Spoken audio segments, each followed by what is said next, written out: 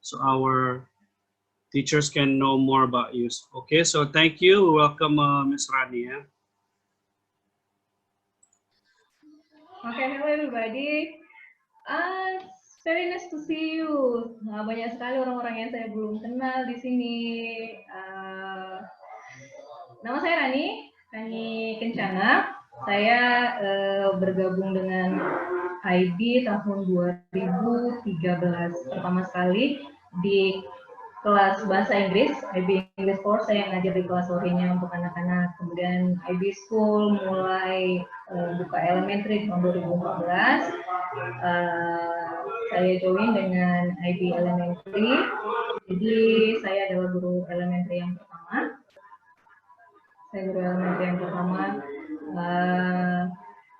Waktu itu anak kita cuma 21 ya saya, dan sekarang sudah banyak sekali. Iya, ini gimana Sal? Ini langsung atau gimana ya? Yeah, Miss, I already shared the material, the PowerPoint that you make. Kalau bisa semua unmute ya, supaya nggak ada background noise, oke? Okay? Sorry, mute ya, mute. Handout-nya sudah difotokopi, jadi we will distribute now. Miss Sarah, please unmute. If you want to share the PowerPoint, ya silahkan Miss Rani, atau from me bisa juga. Okay, you can start, yeah, you can start. Oke, kita mulai ya. Sebelumnya handout yang ada sama Anda itu bentuknya paper atau gimana ya? Kertas atau gimana? Ya. Yang kertas sedang dibagikan, Miss Rani. Oke, thank you. Terus itu kan bentuknya gini ya, itu ada cakap-cakapnya ya. Kemudian di halaman keduanya ada poin 1, 2, 3. Benar? Terus ada yang Anda harus isi. Ya, nah itu ada garis banyak berapa garis. Itu aku berharapnya teman-teman bisa menulis kembali apa yang teman-teman pelajari, apa yang teman-teman dapat, gitu. Jadi Anda tahu kan sistem belajar yang paling baik itu kan kayak memamah dia gitu ya. Udah dipelajari, dikunyah, kemudian dikeluarkan lagi. Nah saya mau yang itu.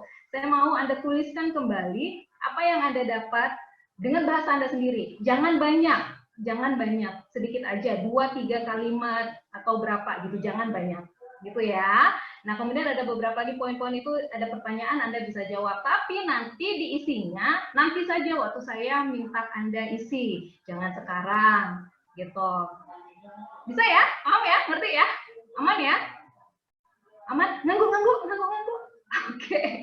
Kita mau mulai. Tapi sebelumnya saya pengen dengar semua dulu suaranya. Saya mau feel your energy first. Saya mau tahu moodnya Anda. Saya minta semuanya unmute dulu sebentar. Unmute dulu terus panggil nama saya Miss Rani, gitu. Panggil nama saya dengan penuh cinta, dengan penuh kasih sayang. Coba panggil dulu nama saya dulu. Saya mau dengar dulu Anda. Hai Miss Rani.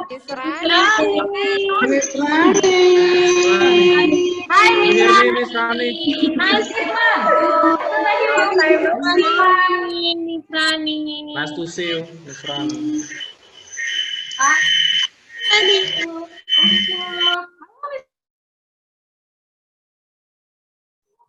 Hi, Miss Rani.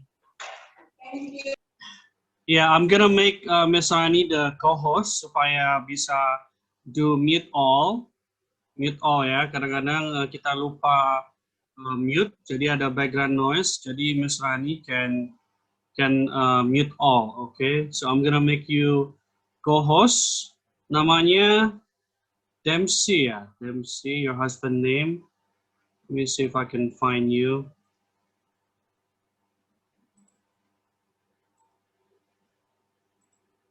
I don't see Miss Rani. What happened? Ready? Oh, ini nih. Okay, I'll make you co-host.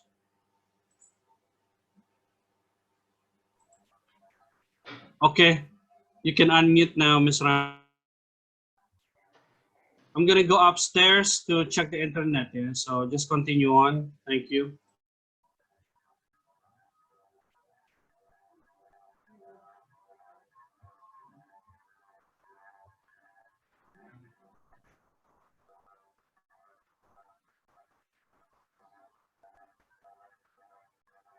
Saudara masih bisa lihat saya?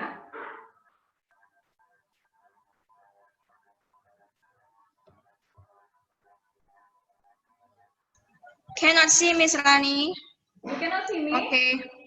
You cannot Now see I me? can see. Rani, Bisa? Miss Rani, Ya. can you please repeat your instruction? Because just now our internet in level 3 stop. Oke. Oke, bentar ya. Miss Santi bisa lihat ini, bisa lihat PPT-nya, Misan. Perfect. Perfect, Miss. Aku juga. Bisa lihat aku juga nggak? Dia dirimu bisa. Oke, sip. Ini doang ini. Perkenalannya nih. Bukan perkenalan, mungkin instruksi tentang pengisian handout-nya itu kali. Oke. Oke. Ya, ada halaman pertama. Lihat halaman keduanya. Di halaman kedua itu ada yang saya minta tolong sekali untuk Anda isi. Itu diisi dengan apa yang Anda pelajari, dengan bahasa Anda sendiri. Nanti Anda tuliskan lagi apa yang Anda dapat. Jadi bisa apa yang Anda mengerti, atau apa yang bisa muncul dalam pikiran Anda ketika Anda dengarkan itu, atau apa aja isi hati Anda boleh ditulis di situ gitu. Jadi itu bahasa Anda ya, setelah Anda memamah dia apa yang kita pelajari. Kemudian ada beberapa pertanyaan juga nanti bisa diisi. Tapi nanti isinya ketika boleh ketika sedang mendengarkan saya, tapi nanti pun di setiap topik sebentar saya akan kasih waktu Anda untuk isi setiap selesai satu poin gitu. Jadi saya berharap Anda bisa fokus juga. Kita bisa mulai sekarang, Misan? Oke, go ahead, Miss. Oke, aman ya? Semuanya aman ya? Semua sekarang fokus ya? Iya, kita mulai ya. Siapakah aku? Itu ada di halaman pertama Anda. Aku adalah teman tetapmu. Aku adalah penolongmu yang terbesar atau bebanmu yang terberat.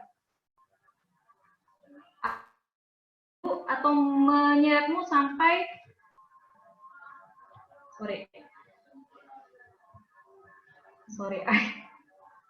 atau menyeretmu menuju kegagalan. Aku sepenuhnya tunduk kepada perintahmu. Sebagian hal yang kamu lakukan sebaiknya kamu serahkan saja kepadaku, maka aku dapat melakukannya dengan cepat dan tepat. Aku mudah diatur. Kamu tinggal bersikap tegas terhadapku. Tunjukkan kepadaku bagaimana persisnya kamu ingin sesuatu itu dilaksanakan, dan setelah beberapa kali belajar, aku akan melakukan dengan otomatis. Aku adalah hamba dari semua insan besar, dan sayangnya juga hamba dari semua pecundang. Mereka yang besar telah kujadikan besar, mereka yang gagal telah kujadikan pecundang. Aku bukan mesin, walaupun aku bekerja dengan ketepatan seperti mesin ditambah intelijensi manusia. Kamu bisa menjalankan aku demi keuntungan atau demi kehancuran. Gak ada bedanya bagiku. Ambillah aku, latihlah aku, tegaslah terhadapku, maka aku akan meletakkan dunia di kakimu. Tunduklah terhadapku, maka aku akan menghancurkanmu. Sebenarnya saya berharap ini bisa menggelitik sedikit berpikir Anda, untuk Anda menebak ini siapa. Tapi ternyata di luar dugaan, Mr. Denny justru membuat ini menjadi passwordnya. So, nggak apa. Kita semua tahu bahwa ini adalah habit, kebiasaan. Apa itu kebiasaan? Kebiasaan itu secara sederhana bisa dibilang sesuatu yang selalu terus-menerus kita lakukan, berulang-ulang kita lakukan, sampai ketika kita melakukannya, badan kita tuh udah kayak otomatis aja gitu ngelakuinnya. Kalau dilihat kinerja otak kita waktu kita melakukan aktivitas itu kinerja otak kita udah rendah banget, macam kayak nggak pakai otak tuh melakukannya tuh habit itu. Saking betapa sudah kebiasaannya kita melakukan habit itu. Misalnya apa habit? Apa misalnya habit kita? Misalnya pagi-pagi buka mata, tangan langsung pegang handphone, ngecek Instagram, ngecek Twitter, ngecek FB. Atau itu kebiasaan tuh ya, atau kebiasaan kalau selesai makan ngerokok misalnya, kebiasaan tuh otomatis aja gitu, otomatis aja.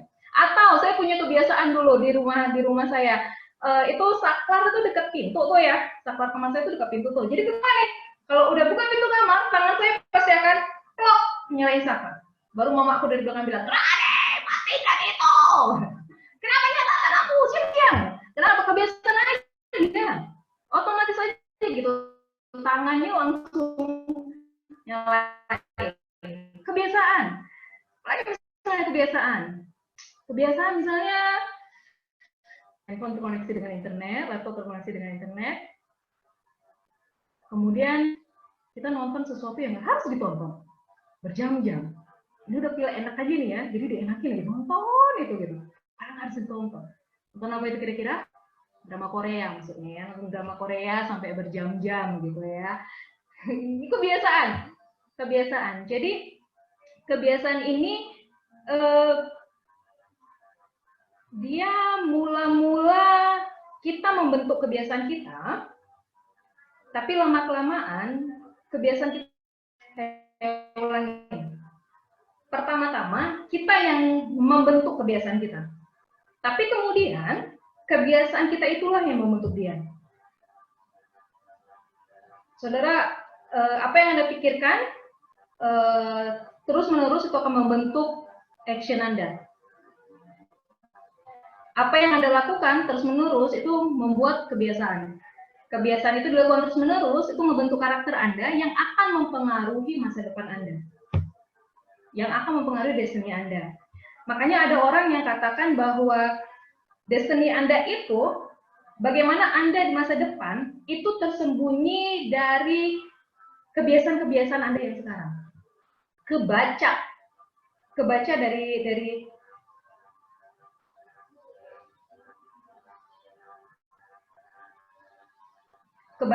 kebiasaan-kebiasaan Anda yang sekarang. Karena sangat berpengaruh apa yang Anda lakukan di masa sekarang sama apa yang akan terjadi pada Anda di masa yang akan datang. Budaya habit ini juga kalau misalnya dilakukan sama sekelompok orang bersama-sama, mereka melakukan ini bersama-sama, itu yang berubah, habitnya berubah jadi budaya. Makanya mereka perusahaan itu seperti ini. Kenapa? Karena mereka semua sama-sama melakukan satu kebiasaan yang sama. Nah, kalau di kita itu mempengaruhi masa depan kita, itu mempengaruhi takdir kita. Saudara, saya setuju jika dikatakan bahwa masa depan kita itu di tangan Tuhan. Saya setuju kalau dikatakan bahwa Tuhan yang pegang masa depan kita. Saya setuju. Tapi saya juga setuju bahwa Tuhan itu maha adil. Salah satu nama Tuhan itu maha adil. Anda nggak mungkin menuai apa yang tidak Anda tabur. Kalau Anda punya habit yang buruk, kalau kita punya habit yang buruk, kita menabur yang buruk, kita nggak akan terima yang baik di masa yang akan datang. Tabur tuai berlaku. Saya setuju bahwa Tuhan pegang kendali, tapi Tuhan juga menghormati free will-nya manusia, kehendak bebasnya manusia. Kita punya andil yang cukup besar untuk menentukan masa depan kita sendiri.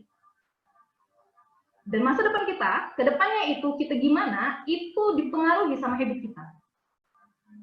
Jadi hidup ini tidak sesederhana jalan di padang gurun, di padang hijau, yang nggak ada yang anginnya sepoi-sepoi, nggak seperti itu. Habit kita mempengaruhi. Gimana kita saat ini tuh mempengaruhi ke depannya gimana? Saudara paham sampai sini? Paham ya? Habit mempengaruhi kehidupan Anda di masa yang akan datang. Habit membentuk Anda. Awalnya Anda yang membentuk habit, awalnya Anda yang membentuk kebiasaan Anda, tapi kemudian nanti kebiasaan Anda yang membentuk Anda. Saya mau share satu video. Video ini dari Charles Duhigg. Jadi tahun 2000-an waktu awal-awal saya kuliah ada satu buku meledak banget tuh, The Power of Habit. Kalau Anda pergi di tahun itu, kalau Anda pergi ke Gramedia, raknya itu semua buku itu tuh warna kuning tuh. Jadi terkenal sekali buku itu. Sampai sekarang teorinya si Charles Duhigg ini masih dipakai. Orang kalau bagi share tentang kebiasaan pasti dikutip dah apa yang dia sampaikan ini. Saya yakin beberapa dari antara Anda sebenarnya sudah tahu, sudah pernah dengar ini karena ini sudah lama sekali. Tapi biar ini jadi refresh untuk kita, ya. Kita lihat apa yang dia katakan tentang habit. So my computer, okay.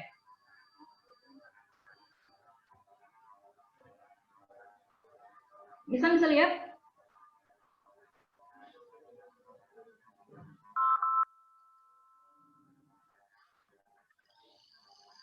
No, you cannot see? No, Miss. I cannot see. Nggak bisa lihat ya? Nggak bisa, Miss. Oh no, oh no, oh no, oh no. Wait ya.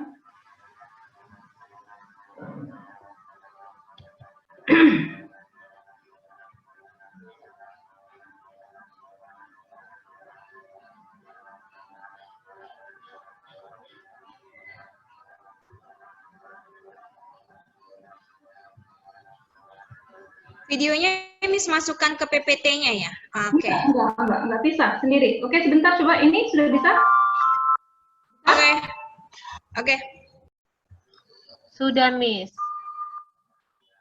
So if you're like me, you probably have at least a few bad habits you'd like to break, but it's tough because no matter how hard I try, I seem to slip back into the same old routines again and again. In the last decade, we've learned a lot about how habits work. That's Charles Duhigg, author of the book, The Power of Habit. And in particular, we've learned the neurological structure of habits. He says that we tend to think of habits as a single thing, but actually, each habit has three components. There's a cue, which is like a trigger for behavior to start. And then there's a routine, which is the behavior itself. And then finally, a reward, which is how our brain learns to encode that automatic behavior in the future. And one of the big differences is that for years when people thought about habits, they focused in on the routine or the behavior. But what we now know is these cues and these rewards that really shape how habits occur and how to change them. And Charles says that whether we like it or not, this kind of habit formation is endemic to our brain. And what it will do is our brain will latch onto a cue that it associates with a behavior and a particular reward. And over time, that cue and that reward become more and more sort of intertwined. We'll relate them together. And the behavior that's associated with that will just sort of happen automatically. But Charles says the good news is we can also use this knowledge to our advantage. There was a big study that was done about how to create exercise habits. So what they did is they told a group of people, okay, first of all, choose an obvious cue. Always go running at the same time every day. Or put your workout clothes next to your bed. You see the first thing when you wake up. And then they said, then go for a run and go work out. And when you get back from exercising, give yourself a small cue. Now this is kind of counterintuitive, right? Because people who are exercising are trying to lose weight, not more chocolate.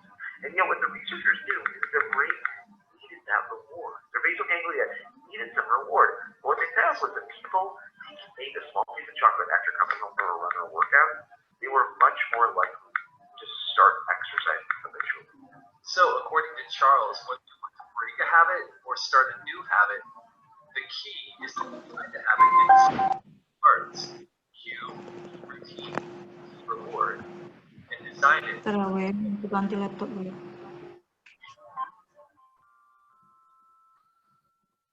Sudah siap? Oke, sorry. Oke, wait ya, ada masalah sedikit sama. Sorry sebentar.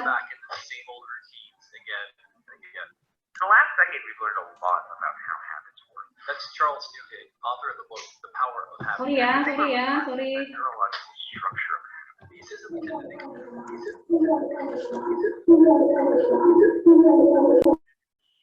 like a trigger for behavior to start. And then there's a routine. Oke. Miss, videonya udah mati ya? Sorry ya, ada masalah sedikit sama laptopku, memang sudah bermasalah sekali. Oke, kalau video saya bisa sharekan ya, Miss Rani. I will share the video. Ya. Bukan ini.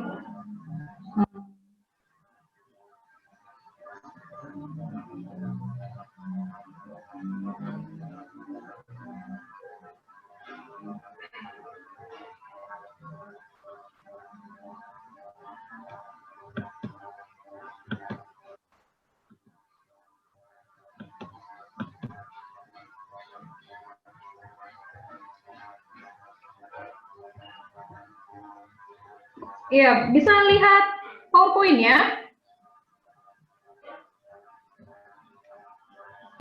Tidak bisa, Miss. Tidak bisa. Ya, saya ada masalah dengan, saya memang ada masalah di sini memang.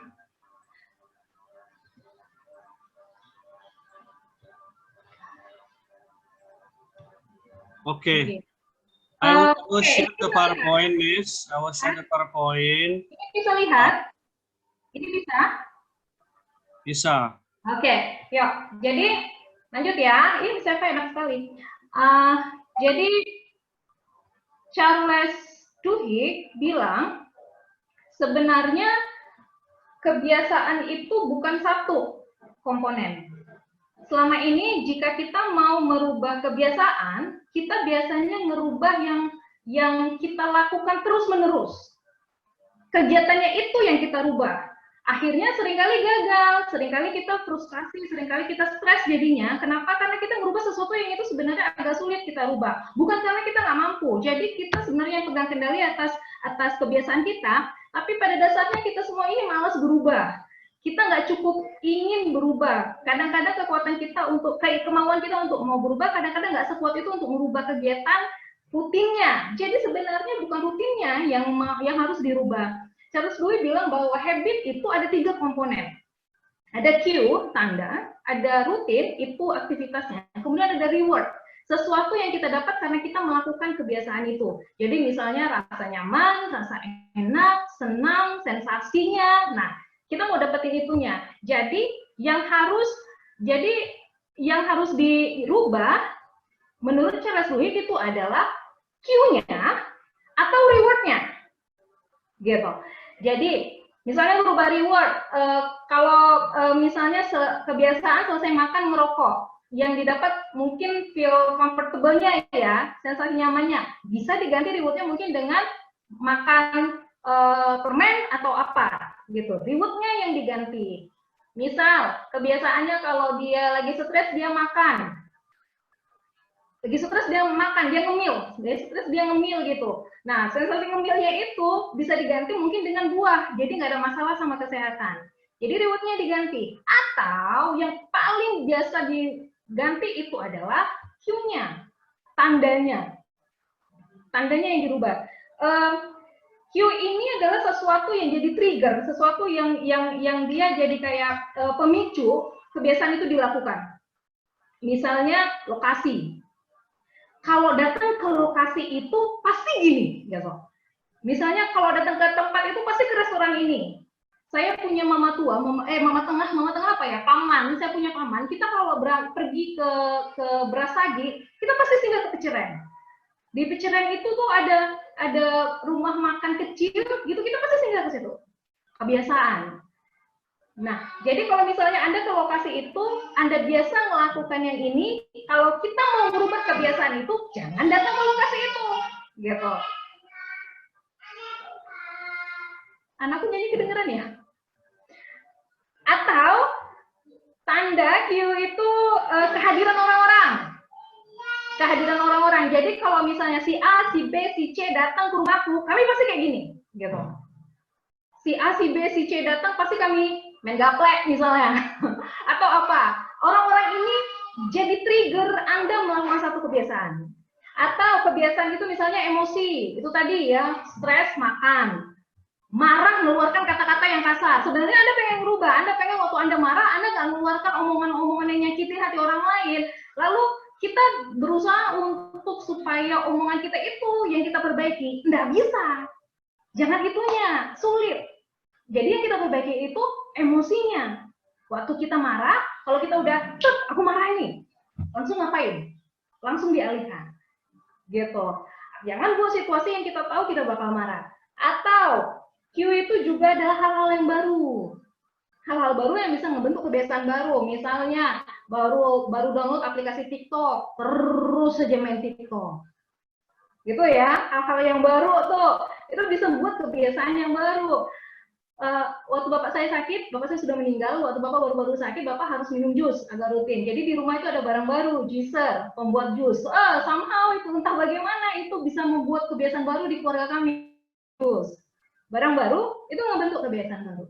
Nah, jadi saudara harus perhatikan dengan baik. Kalau you want to break Anda mau rubah satu kebiasaan buruk Anda, perhatikan dengan seksama bagaimana Anda hidup. Perhatikan dengan seksama bagaimana habit itu muncul. Apa triggernya? Apa tandanya? Apa yang jadi cue-nya? Apa yang membuat Anda melakukan kebiasaan itu? Itu yang diubah. Itu yang diubah. Jadi perhatikan bagaimana Anda hidup. Perhatikan dengan seksama. Anda itu jadi melakukan yang A, Anda melakukan yang B, Anda melakukan yang C, ketika kondisinya seperti apa? Ketika situasinya seperti apa? Ketika bagaimana kebiasaan itu bisa memicu, hal-hal itu bisa memicu Anda. Perhatikan bagaimana. Kalau Anda bolak-balik akan melakukan kebiasaan itu ketika Anda sendirian di kamar. Jadi waktu Anda sendirian di kamar, keluar dari kamar. Atau misalnya Anda melakukan kebiasaan itu ketika si A, si B, si C datang. Nah, ketika si A, si B, si C datang, Anda bisa melakukan itu. Bawa si A, si B, si C pergi kemana? Gitu.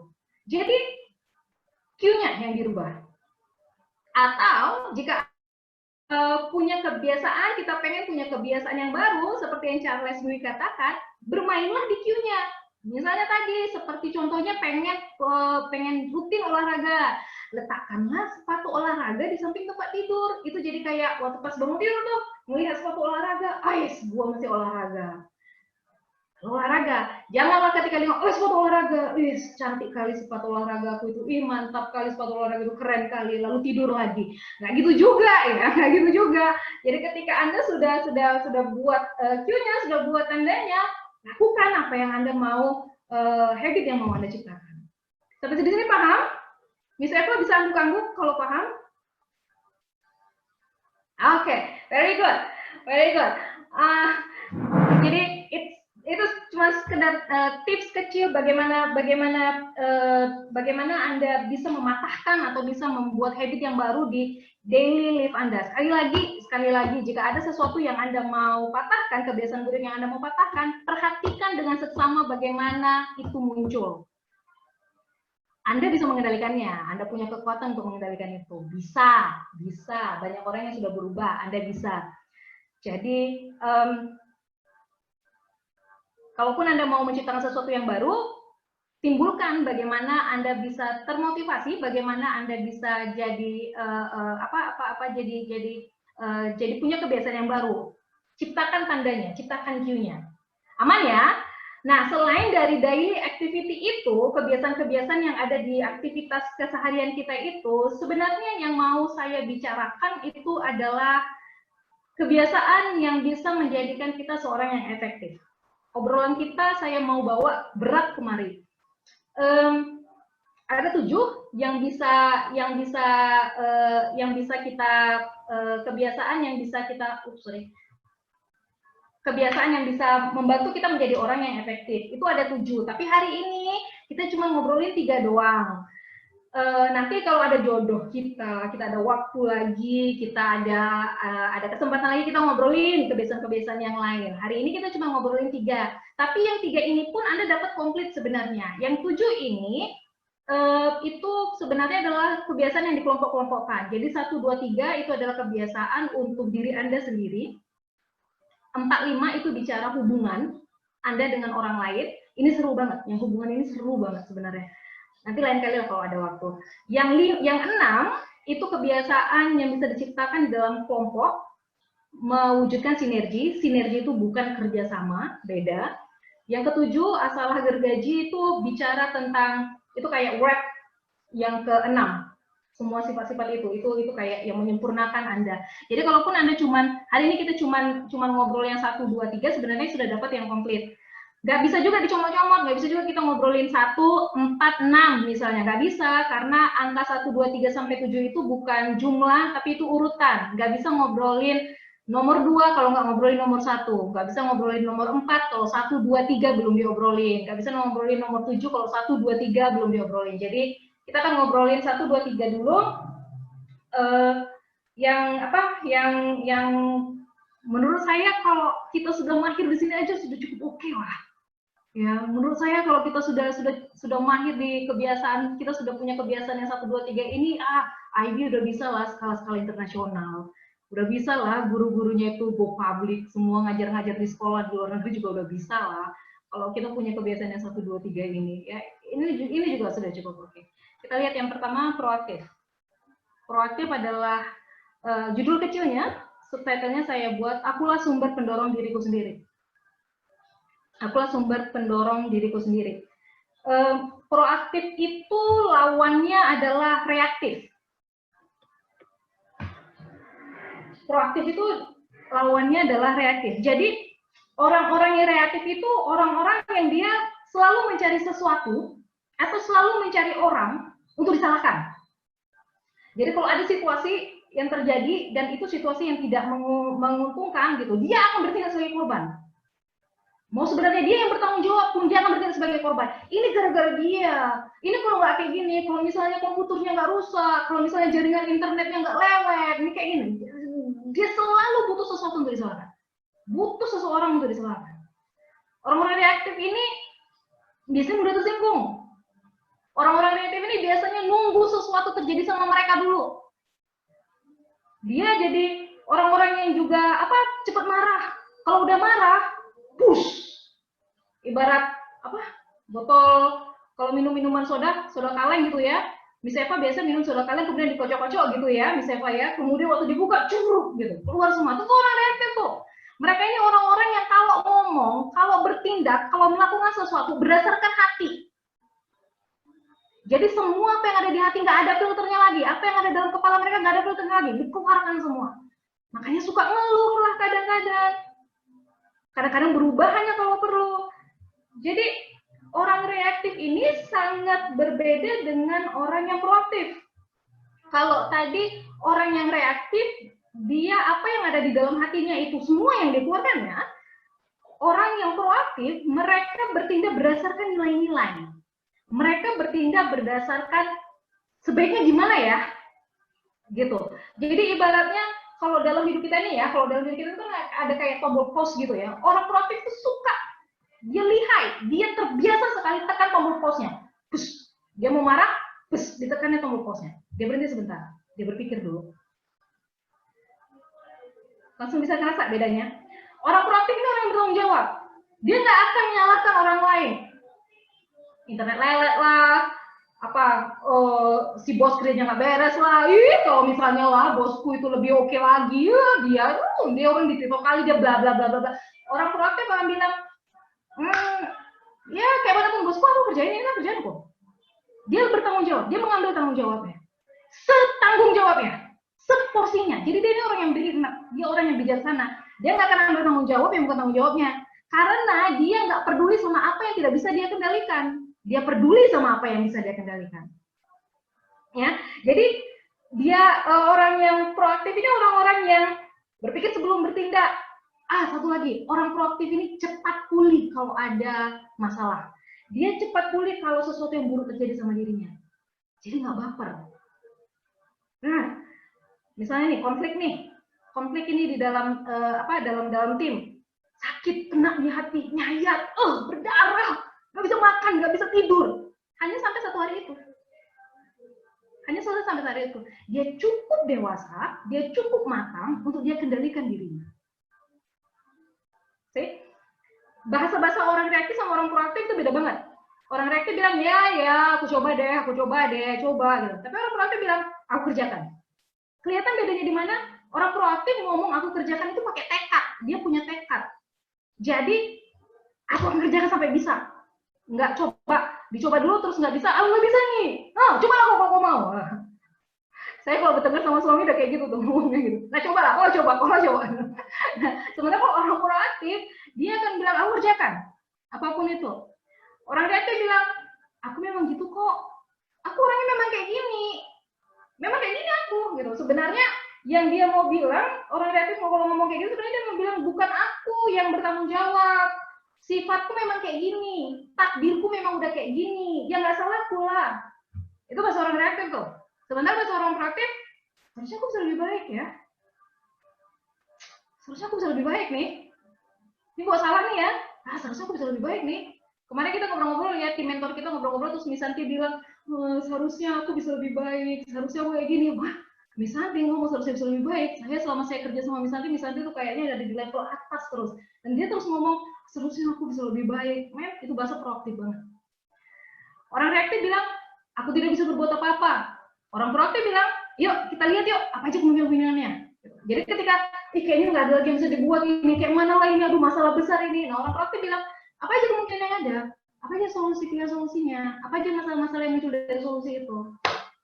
Ya, orang reaktif bilang aku terpaksa, orang proaktif bilang aku memilihnya. Reaktif bilang aku nggak bisa apa-apa, proaktif bilang pasti ada jalan. Positif banget ya orangnya ya. Reaktif bilang ia membuat aku sangat marah. Ini kan seperti mau bilang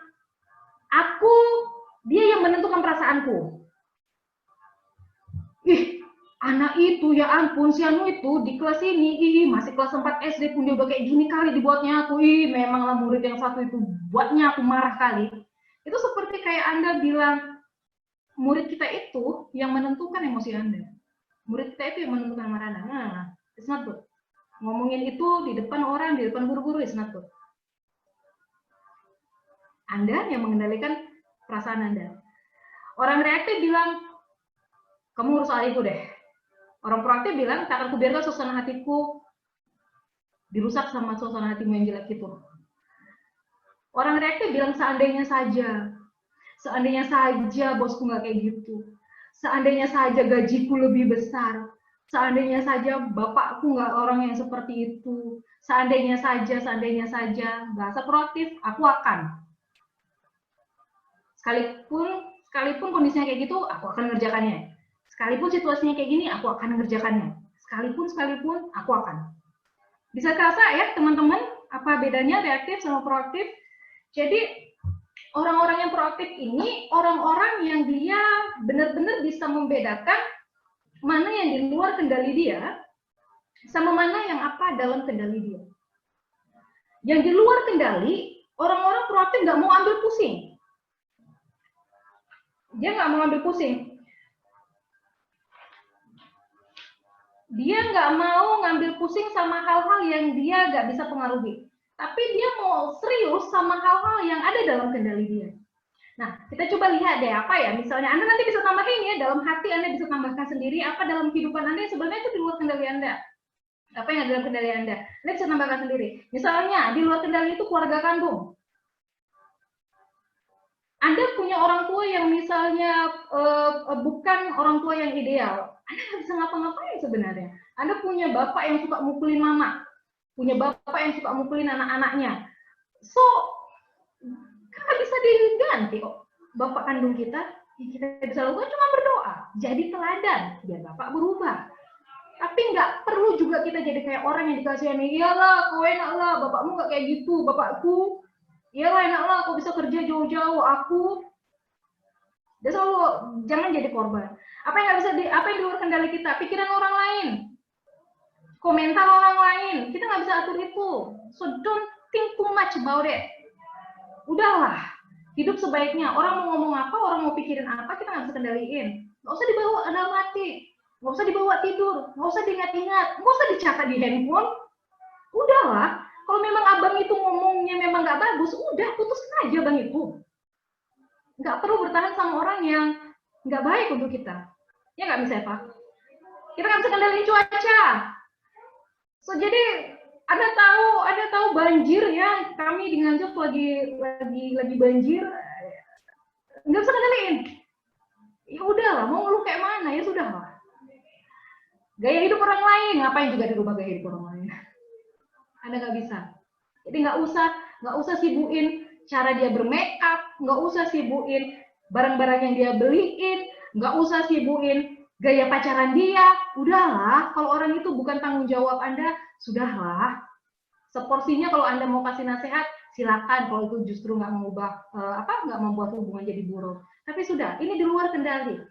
Jangan terlalu banyak kasih perhatian ke sini. Nah, apa yang ada dalam kendali Anda? Saya pengen Anda untuk paham dengan baik, Anda bisa membedakan sekali apa yang ada dalam kendali Anda.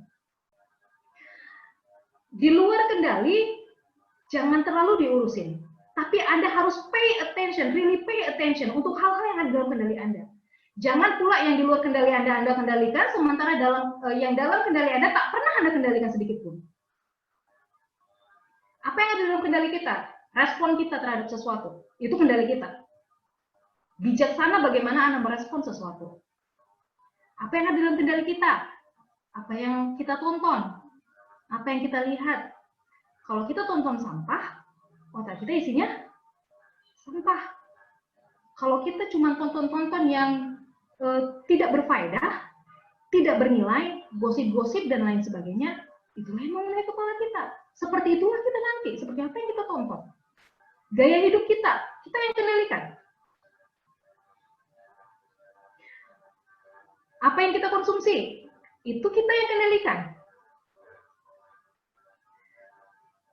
Penggunaan waktu kita, itu kita banget yang kendalikan. Kita yang kendalikan penggunaan waktu kita.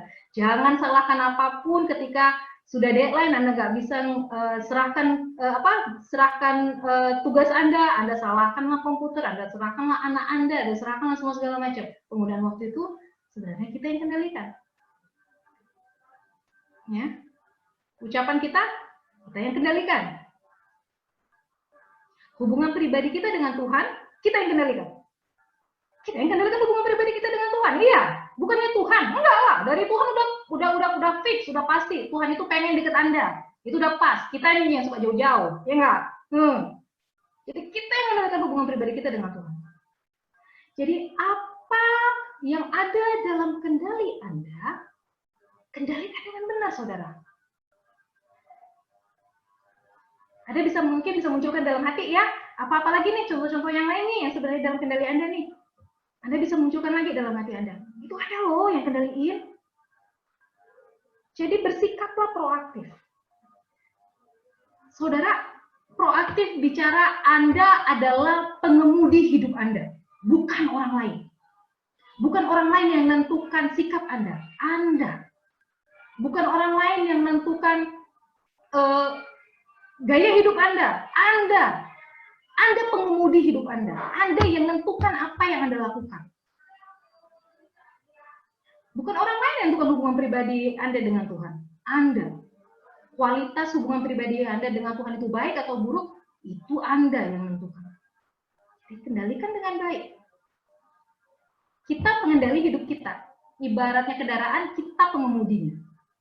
Sampai di sini paham? Paham? Thank you. Sudah kebayang ya, kira-kira selama ini saya lepas kendali di mana nih untuk hal-hal yang dalam kendali, tapi kemudian dalam keseharian sering lepas yang mana ya? Mungkin di sikap kita sering lepas kendali, mungkin di ucapan sering lepas kendali, mungkin hubungan pribadi dengan Tuhan kita lepas kendali. Tuhan itu macam kayak Tuhan yang biasa aja, oh iya gitu deh. Nah, bangun hubungan pribadi yang baik dengan Tuhan. Konsumsi. Gaya apa yang Anda konsumsi, apa yang Anda baca, apa yang Anda lihat, apa yang Anda telaah, apa yang Anda makan.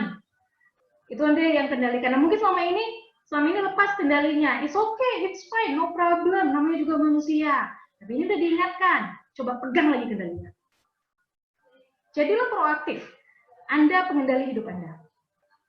Anda pengemudi hidup Anda. Anda bukan penumpang, bukan orang lain yang menetapkan bagaimana perasaan Anda, bukan orang lain. Anda pengemudinya, bukan penumpang. Sampai di sini nangkep ya. Saya kasih waktu untuk Anda boleh tulis-tulis sebentar apa yang Anda dapat di topik jadi proaktif. Silahkan, pakai bahasa Anda sendiri. Nggak usah diulangin apa yang saya bilang. Apa yang Anda rasakan saja pun boleh. Iya, aku ngerasa kehilangan kendali apa gitu. Atau apa yang Anda pahami. Silahkan tulis sebentar. Apa saja hasil pemahaman Anda atau perasaan Anda. Silahkan.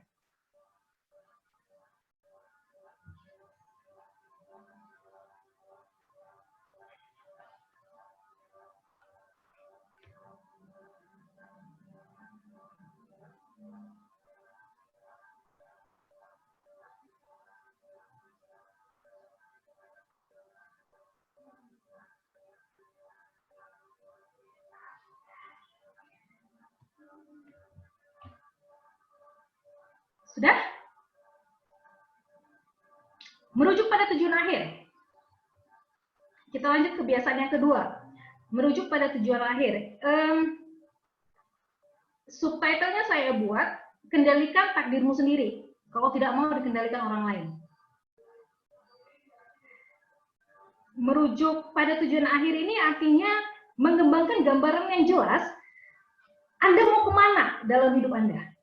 Jadi kalau kebiasaan satu tadi bilang bahwa Anda adalah pengemudi hidup Anda bukan penumpang. Kebiasaan dua ini bilang, karena Anda pengemudinya, tentukan Anda mau kemana. Dan buat peta untuk itu. Anda yang putuskan kemana Anda mau. Jadi apakah penting? Penting banget. Anda mau jadi seperti apa ke depannya, itu penting banget. Saudara, kalau misalnya Anda dikasih puzzle kayak gini nih, gini doang nih, nggak ada apa-apa, cuma dikasih potongan-potongan puzzle 1000 potong misalnya, kira-kira kita tahu nggak kita mau ngapain? Kita tahu nggak kita mau ini gambarnya apa? Kita pasti kesulitan itu nyusun puzzle yang 10 potong itu, karena kita sama sekali nggak punya gambaran apapun. Tapi seandainya saja kita dikasih sebentar saja, ini loh gambar yang mau dibuat, kita langsung udah punya tujuan. Bukan gambar ini yang mau dibuat, kita langsung bisa cari-cari, kita langsung bisa susun. Sedikit saja tujuan akhir dari puzzle itu dikasih tahu ke kita udah bisa susunnya. Nah, tapi kalau cuma kayak gini doang, kita mau ngapain coba? Kita nggak tahu. Bener? Apa yang mau kita lakukan sama 1000 potong puzzle itu? Saudara bisa bayangkan, kita punya 1000 potong hari-hari dalam kehidupan kita, 1000 potong bulan-bulan dalam kehidupan kita. Kita mau apa kalau kita nggak punya tujuan?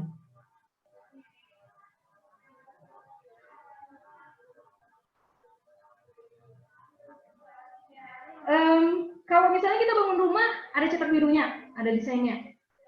Kalau kita mau buat kue, ada resep yang kita ikutin. Ada sesuatu yang kita tuju supaya kita tahu mau ngapain. Saudara, kenapa penting untuk punya tujuan akhir? Karena jika tidak, orang lain yang akan membuatnya untuk Anda. Semua orang ke timur.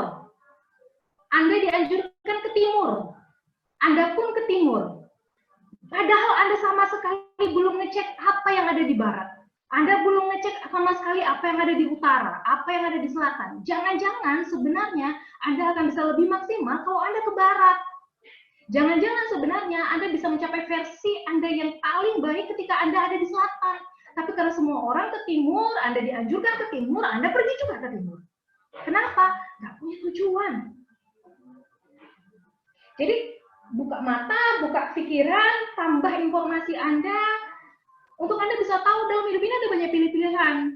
Dalam hidup ini ada banyak tujuan. Anda mau kemana? Paham ya maksud saya ya? Misalnya, jadi saya pernah jadi abang kandung saya, berapa tahun yang lalu, dia dipilih untuk jadi ketua satu organisasi besar di Binjai. Nah, jadi karena abang ketuanya, kemudian dia mulai rekrut lah teman-teman gitu, teman-teman untuk bantu dia. Nah, satu orang teman ngomong sama saya nggak ikut, saya nggak terlibat dengan kerjaan abang saya ini. Nah, kemudian teman-teman kita tuh datang ke saya, kemudian bilang, Ran, kok nggak ikut sama Bang Sura? Kok nggak bantu-bantu Bang Sura di sana? Terus saya bilang, enggak, kenapa rupanya Bang? Gitu. Masa abangnya sendiri nggak didukung, kata dia. Terus aku bilang, aku dukung, tapi kalau dukung abangku kan aku nggak harus terlibat sama dia, Bang. Ya namanya dukungnya terlibat lah. Ikutin apa yang dia katakan. Kita kan sama-sama kerja, kita kan harus sinergi. Lalu saya ngomong kayak gini, Bang, abang hidup ya. Saudara bisa lihat, waktu Anda tidak punya tujuan dalam hidup, Anda akan jadi orang yang mengerjakan tujuan hidup orang lain. Kalau Anda nggak punya mimpi, Anda akan jadi orang yang mengerjakan mimpi orang lain. Apakah itu salah? Nggak salah. Kalau mimpinya sama sekali nggak salah. Bersama-sama, punya mimpi yang sama, mengerjakan sama-sama, itu jadi kekuatan yang besar. Nggak salah. Tapi kalau Anda bersama dengan orang lain karena Anda nggak tahu Anda mau ngapain, Anda nggak punya tujuan hidup, Anda cuma akan mengerjakan tujuan hidup orang lain. Anda hanya akan mengerjakan mimpi orang lain. Dan Anda hanya punya hidup yang biasa-biasa. So, miliki sesuatu yang Anda mau capai dalam hidup Anda, sesuatu yang mau Anda kerjakan dalam hidup Anda. Misalnya, Anda 5 tahunnya, Anda kepengen berkontribusi dalam dunia anak-anak, misalnya. Anda kepengen 3 tahun yang akan datang, aku pengen punya rumah dongeng, misalnya. Anda guru TK, misalnya ya. Guru TK adalah pekerjaan Anda, profesi Anda, cari nafkahnya Anda. Tapi kemudian Anda sudah mempersiapkan diri Anda, 3 tahun yang akan datang Anda pengen punya rumah dongeng. Apa itu rumah dongeng? Rumah dongeng itu sebenarnya cuma teras rumah Anda, tapi setiap hari-hari tertentu anak-anak ngumpul di situ, dengarkan Anda mendongeng. Dongeng-dongeng Indonesia itu syarat penuh dengan nilai-nilai yang luhur ya, nasihat-nasihat yang baik. Anda ajari nilai-nilai baik sama anak-anak dari dongeng-dongeng misalnya. Anda berkontribusi sama dunia anak-anak. Anda pengen seperti itu. Anda kepengen apa? Saya punya satu orang teman, dia perawat ya, tapi kemudian dia punya hati untuk anak-anak jalanan. Jadi di waktu senggangnya, ketika dia dapat shift malam, jadi siang dia masih bisa keluyuran keluar, dia kumpulin tuh anak-anak jalanan, dikasih makan, ngobrol, bagi hidup. Anda mau apa dalam hidup Anda? Anda pengen jadi apa ke depannya? 5 tahun yang akan datang Anda mau jadi apa? Atau kalau misalnya Anda meninggal, Anda pengen dikenal sebagai apa? Seandainya kita yang orang tua, kita punya anak, kita pasti punya pengen ya, harapan di masa depan anakku nanti bakal jadi kayak gini nih. Nah, harapan itu akan membuat Anda jadi orang tua yang seperti apa? Anda kepengen jadi orang tua yang kayak mana? Paham ya maksud saya ya? Endingnya Anda mau jadi apa? Kalau misalnya Anda meninggal suatu saat nanti, Anda ingin dikenal sebagai orang yang gimana? Orang-orang ngobrol gitu ya di samping makam Anda, wis, iya itu Miss Rani itu orangnya bla bla bla bla bla bla. Anda ingin dikenal sebagai apa? Pasti Anda pengen sesuatu dong. Nggak mungkin kan dalam hidup ini Anda nggak mau achieve something, or you already achieve everything in your life. Di usia sekarang ini ceritanya Anda sudah achieve semua dalam hidup Anda. Masa sih? Jadi ini ceritanya tinggal nunggu masuk surga nih? Nggak mungkin kan? Nggak mungkin kan? So, siapin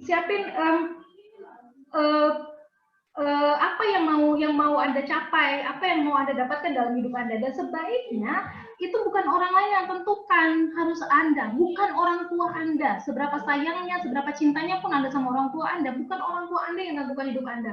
Kalau keinginan orang tua itu sama dengan keinginan Anda, mantap, go ahead, lanjutkan. Tapi kalau Anda melakukan apa yang orang lain inginkan, nggak benar. Anda harus melakukan apa yang Anda inginkan dalam hidup Anda. Nah, penting sekali untuk Anda tahu apa yang Anda ingin menjadi apa, dan pernyataan misi pribadi itu bisa membantu Anda. Pernyataan misi pribadi ini nggak lazim ya sama orang Indonesia. Ya, kalau di Indonesia kita tahu slogan, kita tahu moto, tapi pernyataan misi pribadi ini kita jarang dengar, ya. Ternyata orang-orang di luar sana punya yang kayak gini. Jadi anak-anak SMP, anak-anak SMA, mereka belajar buat kayak gini, gitu. Jadi pernyataan misi ini bukan slogan, bukan moto, saudara. Ini lebih dalam dari itu. Pernyataan misi ini juga bukan sesuatu yang tugas-tugas yang Anda mau capai, ya kan? Kalau misi itu kan pencapaian-pencapaian kecil untuk mendapatkan visi yang besar itu, gitu ya. Ini bukan pencapaian-pencapaian. Ini lebih ke nilai, pedoman, pegangan yang bisa Anda pegang dengan kuat ketika Anda melakukan pencapaian-pencapaian kecil Anda untuk mendapatkan visi Anda, untuk sampai ke endingnya Anda mau apa. Jadi ini lebih kayak ke nilai yang Anda pegang. Ya, apakah penting? Penting. Penting banget untuk punya pernyataan misi ini. Pernyataan misi ini dia katakan seperti pohon yang kuat, yang berakar kuat. Bisa jadi pegangan waktu badai menyerang, atau dia bisa jadi dikatakan pohon juga karena dia bisa bertumbuh. Jadi saudara tahu ketika Anda menjadi seorang yang, sorry, kedengeran ya suaranya ya, ribut ya?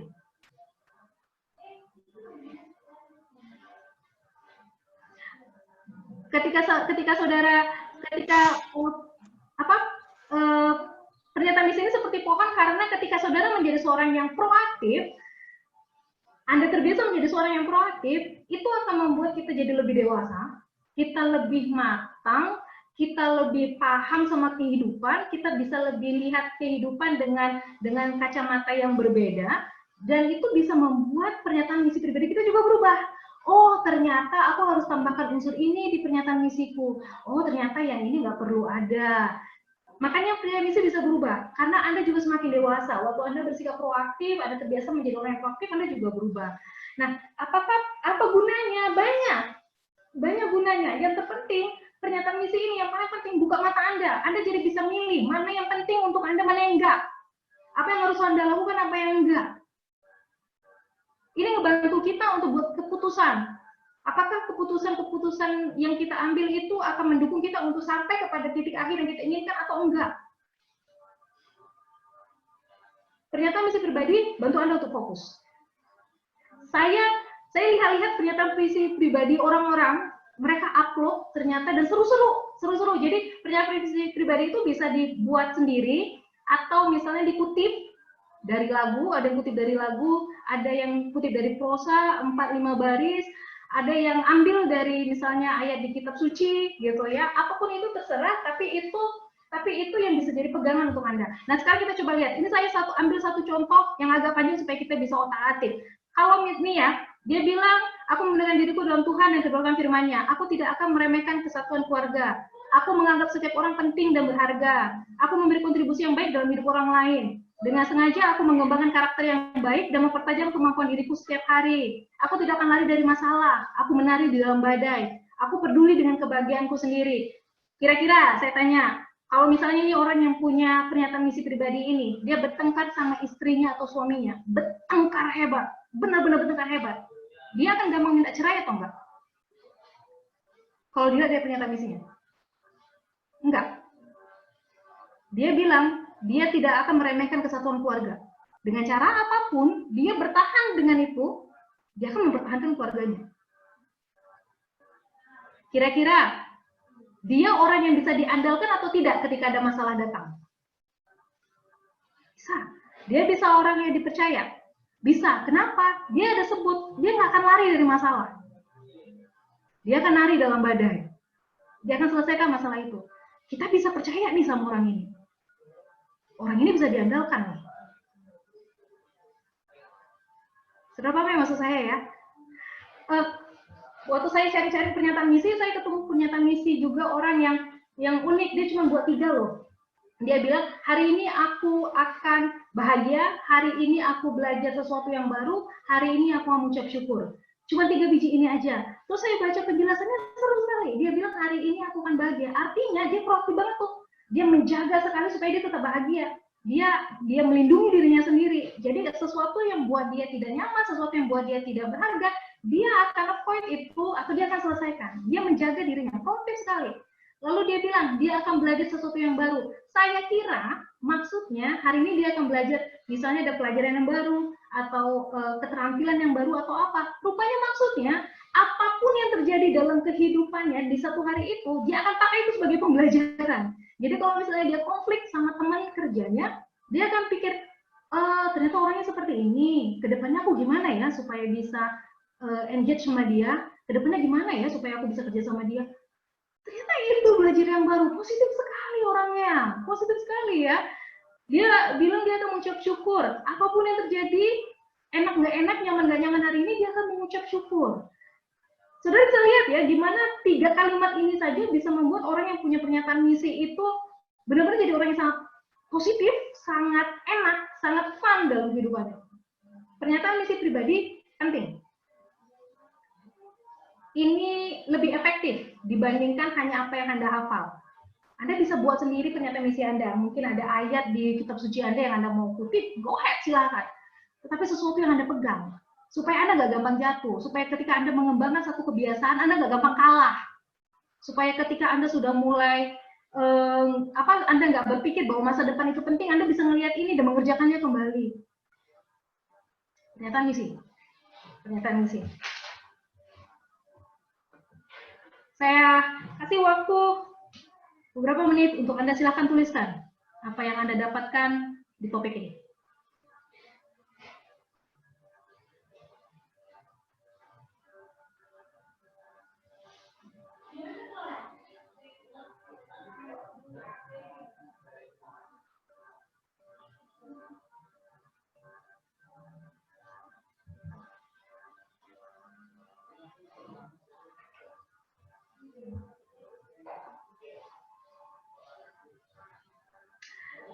Ada pertanyaan apa yang Anda ingin capai 5 tahun yang akan datang? Apa Anda ingin ketika Anda meninggal, Anda ingin menjadi orang yang seperti apa? Kalau Anda tidak bisa tulis sekarang, tidak apa.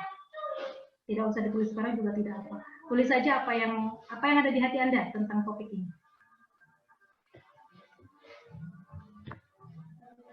Yang terakhir,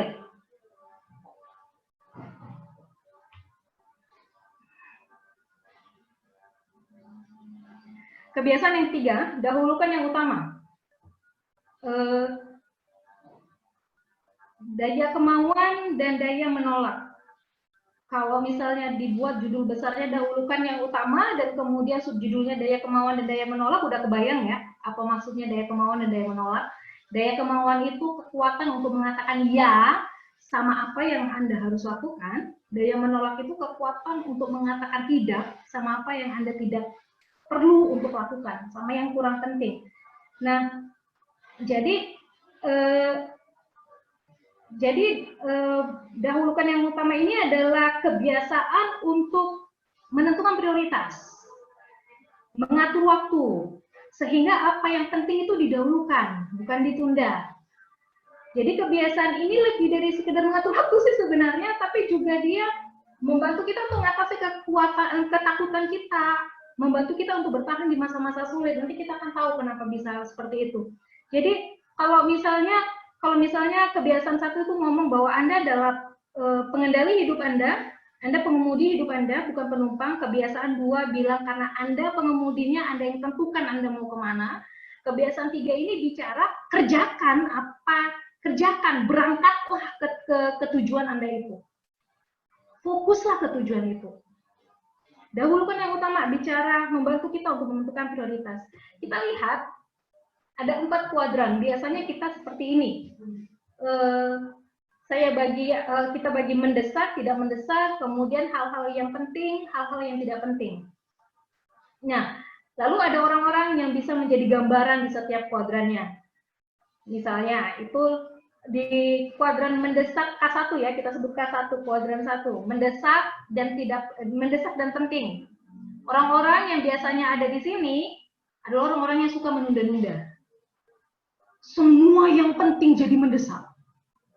Deadline tugas besok lah, gara-gara dia suka menunda-nunda jadi dia sering terlambat kerja lah, proyek yang besar harus dikerjakan 1 hari padahal waktunya misalnya setengah bulan lah, motor mogok gara-gara dia selalu menunda-nunda untuk servis lah, pas yang penting-penting justru motornya mau karena nggak pernah dirawat, dia tunda-tunda selalu.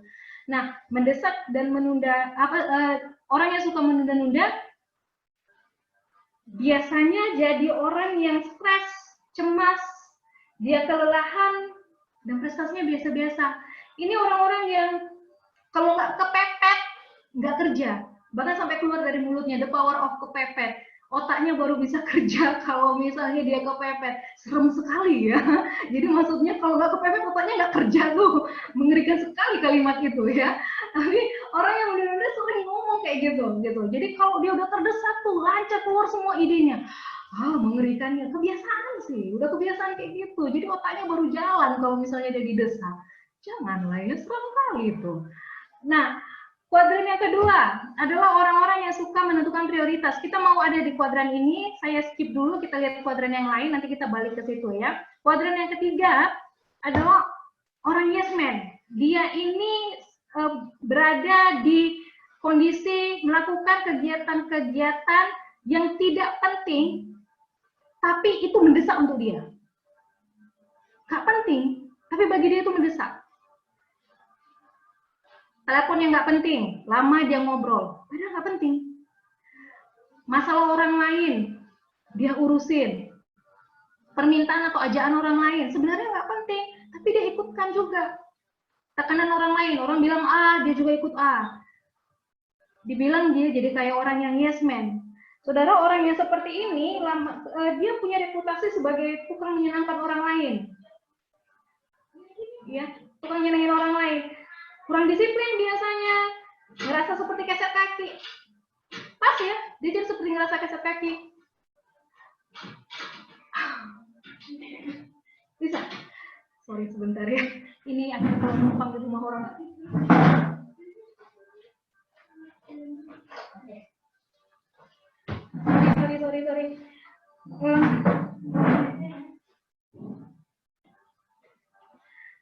Jadi orang yang di kuadran 3 ini benar-benar seperti keset kaki. Dia ngerjakan apa yang penting untuk orang lain, tapi nggak untuk dia. Disuruh-suruh. Nggak bisa bilang iya, nggak bisa bilang iya, nggak bisa bilang enggak. Iya, iya, iya, iya. Kuadran yang keempat, orang pemalas. Ini orang yang pemalas ya, kayaknya nggak butuh penjelasan lagi untuk orang yang pemalas. Ini orang pemalas punya keahlian yang sangat mahir, yang sangat mumpuni untuk tidur berjam-jam bangun sampai siang. Punya kemampuan yang luar biasa untuk nonton drama Korea berepisode-episode. Sampai beberapa judul selesai habis. Satu episode biasanya satu judul biasanya 16, dia bisa selesaikan 3 judul dalam satu malam. Wow, ngerikan sekali orang-orang ini. Tapi orang-orang ini kan jadi orang-orang yang tumbuh dengan rasa dengan kurang bertanggung jawab, orang-orang yang kurang bertanggung jawab, rasa bersalah, dia benar-benar jadi sangat pemalas. Pada kenyataannya, saudara, kita semua ini berada di semua kuadran. Kita semua ini pernah berada di semua kuadran. Jadi pertanyaannya itu bukan, aku ada di kuadran yang mana ya? Bukan itu pertanyaannya. Pertanyaannya adalah, aku menghabiskan waktu paling banyak di kuadran mana ya? Kita menghabiskan waktu paling banyak, menjadi orang yang paling banyak menghabiskan waktu di kuadran 2. Kuadran 2 ini apa? Kuadran 2 ini orang yang melakukan pekerjaan yang penting, tapi nggak mendesak, tepat waktu. Dia orang yang merencanakan, menetapkan sasaran. Dia tugas yang harus diselesaikannya itu selesai sebelum waktunya atau tepat waktunya. Dia jadi bisa olahraga, dia bisa jadi membina hubungan, dia bisa rileks. Nah, orang-orang yang seperti ini hidupnya lebih terkendali, lebih seimbang, prestasinya lebih tinggi, nggak keburu-buru. Sebenarnya orang-orang yang ada di kuadran 2 ini bukan orang-orang hebat, saudara. Dia orang-orang biasa sih, orang-orang yang nggak sempurna, tapi mereka mawas diri. Mereka mawas diri, mereka bersiap, mereka membuat rencana. Jadi bukan orang yang spesial. Kita juga ada di kuadran 2 kadang-kadang. Benar ya? Kadang-kadang kita ada di kuadran 2, kadang-kadang. Mungkin kita lebih banyak menghabiskan waktu di kuadran 3 mungkin. Jadi keset kaki, ini orang yang jadi keset kaki, ya aduh bakal jadi penyakit dah. Muncul dah diabetes lah, apalah. Dia ngerasa dirinya keset kaki. Nggak sehat. Jadi gimana kalau kita supaya ada di kuadran 2?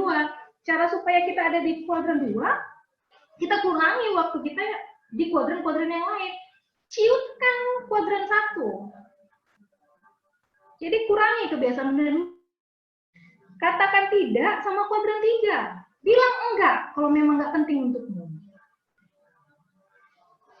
Lalu kurangi kegiatan di kuadran 4. Itu dengan sendirinya bisa membuat kita ada di kuadran 2. Rencanakan apa yang mau dikerjakan. Waktu saya kuliah, kami punya teman yang selalu bareng, ada 6 orang. Nah, salah satu di antara kita, ada 2 orang sih sebenarnya, tapi satu yang paling menonjol. Mereka ini ada di kuadran 2. Bener, gak spesial banget. Jadi kalau misalnya ada tugas kelompok, kumpul hari Kamis, gitu ya. Nanti hari Selasa, dia udah ajak kami tuh ke perpustakaan. Perpus yuk, kumpuli bahannya untuk hari Kamis. Padahal masih hari Selasa. Jadi nanti waktu hari Rabu sore, kelompok-kelompok lain itu masih ngerjakan tugas, masih kumpul bahan. Kami Rabu sore, itu udah fotokopi, udah jilid, udah santai. Karena ada satu orang yang dia kuadran 2. Dia jadi kayak pemimpinnya kami. Nah dia prestasinya memang mantap banget, saudara. IPK dia 4. Unimed transit nilainya itu kan lebar ya. Jadi kalau ngelihat transit nilai dia itu monoton banget, isinya A doang. A gitu. Terus orang itu melihat dia tuh macam kayak spesial kali, si Ronald tuh hebat banget ya. Kami yang tahu gimana keseharian dia, enggak, dia nggak spesial. Dia nggak spesial, dia biasa aja. Tapi memang dia orangnya merencanakan, jadi dia nggak pernah terburu-buru.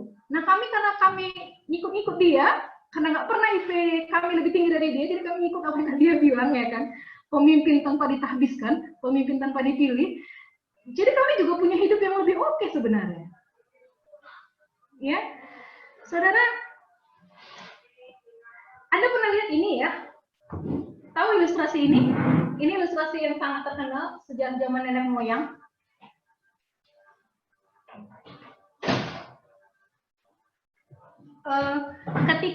Ketika Anda diminta, ada batu besar, ada kerikil, ada pasir, kemudian Anda diminta untuk masukkan semuanya ke dalam toples.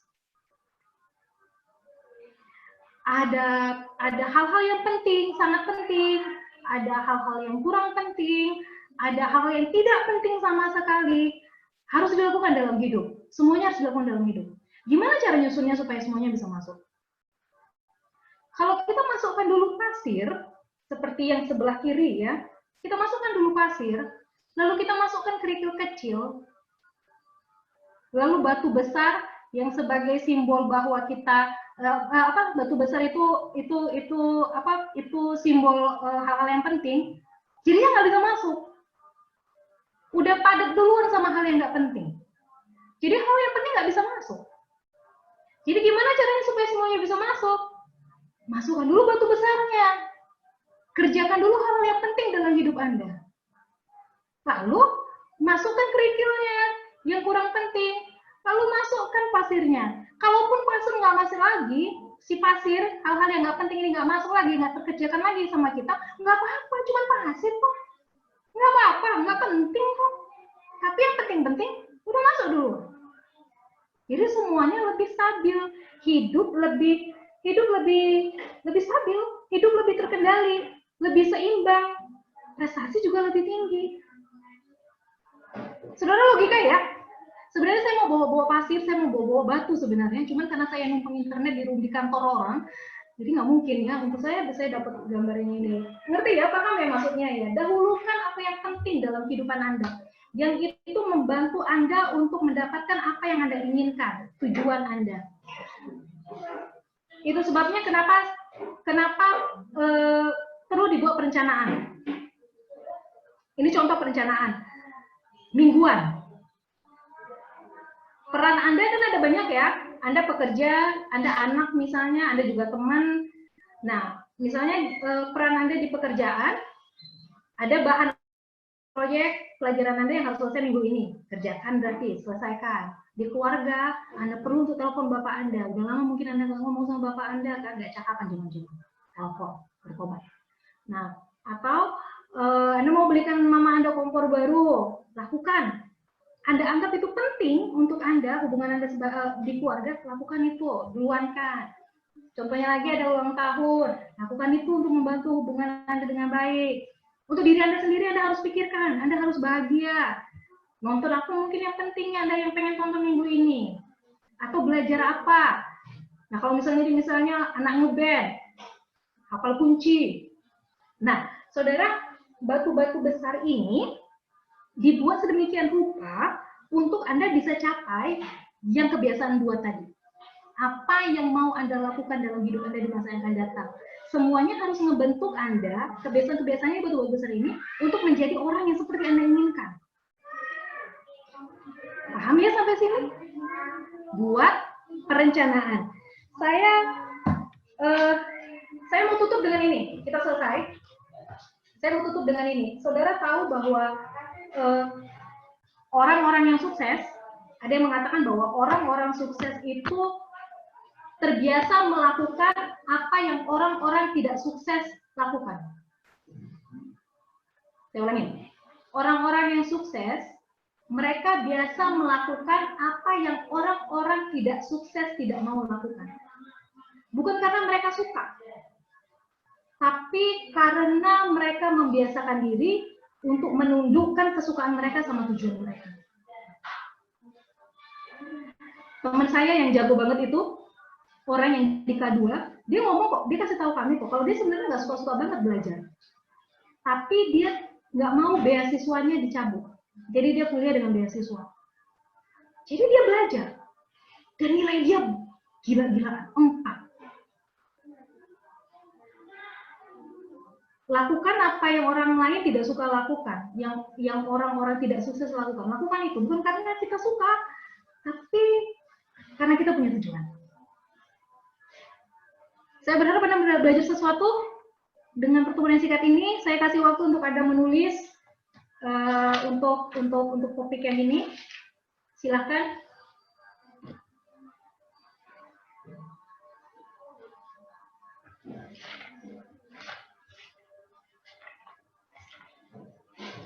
Mr. Denny, I'm finished. Okay, thank you, Ms. Rani.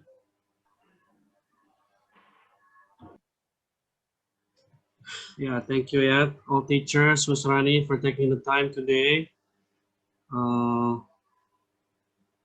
When we talk about character atau habit itu kan karakter ya. We can go on and on and on. Jadi topik ini sangat menarik. We can keep going if we want all day. Ya, karena ini tentang karakter ya. Mungkin yang Ms. Rani mention itu mungkin pernah dengar juga ya dari leaders di IB School ya. We have to do the difficult thing to achieve our goal. We have to do what we don't want to do. Dan namanya itu hard work, okay, hard work to achieve what success, okay. Jadi today is teacher work day. Let's take the time to focus and do the things we don't want to do. Ya, membuat PowerPoint, PDF e-learning, video tutorial. Ya, lebih enak kan nonton YouTube, TikTok, seperti misalnya dibilang, Instagram. Saya juga. This Saturday kita ada parent meeting. I have to prepare my PowerPoint ya. Sama virtual open house juga. I have a lot of things to do ya. Malas, but I know I have to do it. Jadi yang Ms. Rani sampaikan itu harus ada tujuan ya. Mungkin you remember saying the science of character. Jadi we can measure. Kita bisa ukur ya, from strategies to habit. Ya, kita harus melakukan hal-hal yang kita tidak sukai, itu kan strategi ya. And then become a habit. Ya, karena kamu lakukan hal-hal yang orang lain tidak lakukan, ya you're gonna be successful ya. So, jadi when I tell Ms. Rani, you choose any topic ya, silakan topik apapun. Tapi satu kriteria ya, satu syarat itu topiknya ini bisa manfaat kepada guru-guru, tapi juga bisa transfer ke murid.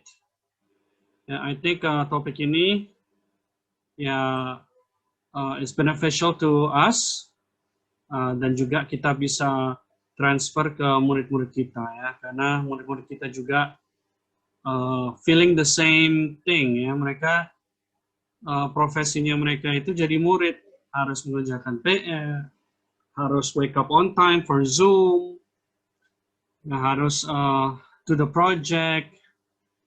Ya, jadi is relevant ya, semua itu relevant for us and to our students. So thank you, Ms. Rani. Kita continue on. Saya ada kelupaan. Itu di handout saudara ada yang paling bawah untuk ditempel, benar ya? Ya kan? Ada yang paling bawah untuk ditempel. Saya minta tolong itu diisi nama Anda sama yang ditulis yang untuk ditempel itu, pilih saja satu dari 3. Oke, pilih saja satu dari 3 yang sudah Anda tulis sebelumnya.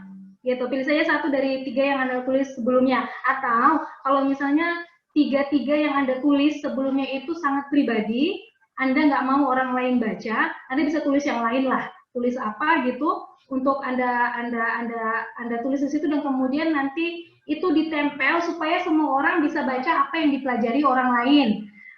Dan saya minta tolong Miss Santi nanti boleh fotokan ke aku ya Miss San, aku juga pengen tahu apa yang teman-teman semua pelajari, apa teman-teman semua dapat, itu juga memperkaya aku nanti sebagai feedbackku juga. Seru biasanya untuk bisa tahu apa yang orang lain tangkap, orang lain pelajari dari satu pelajaran yang dipelajari bersama. Nanti bisa ambil waktu sebentar ya untuk teman-teman tulis kembali saja apa yang Anda tulis di salah satu 1, 2, 3 tadi. Terima kasih, Sir.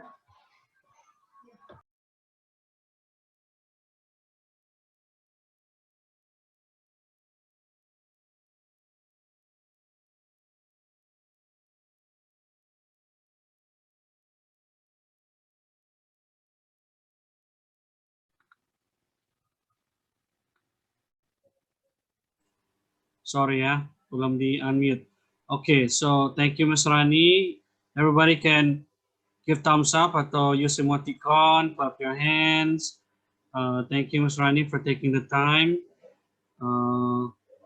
You are far away, tapi kita bisa buat training ini melalui Zoom. Jadi ada positifnya lah ya, Zoom ini. But one day you can go back to IB School and we can see you in person ya. Memang hari ini tentang habit, karakter, we're character school. Jadi ayo kita continue on this topic untuk next time ya. Dan saya sudah baca tadi pagi, saya suruh guru-guru write down what habit mereka mau learn, mau belajar, what new habit, dan juga habit-habit apa yang unlearn. Unlearn itu ya diabaikan ya. Jadi I've read, saya sudah baca beberapa hal. Ada yang bilang, oh mau baca buku setiap bulan. Iya, itu harus ya, harus. I do have some books I can share if you want. Okay. As an educator, kita harus continuous education. Kita harus belajar setiap hari ya, non-stop. Okay. Jadi next time I will share a little bit about purpose ya, purpose.